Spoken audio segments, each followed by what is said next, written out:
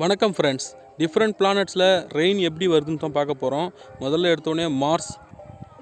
அங்கே உறைந்த பனிக்கட்டியாக தான் மழை பொழியும்.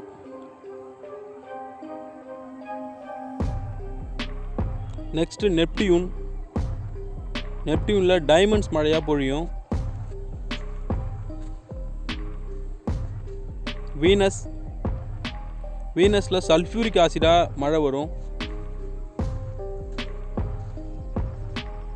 ஜூபிட்டர். ஜூபிட்டரில் ஹீலியம் மழையாக பொழியும். யுரேனஸ். அங்கேயும் டைமண்ட் மழையாக பொழியும்.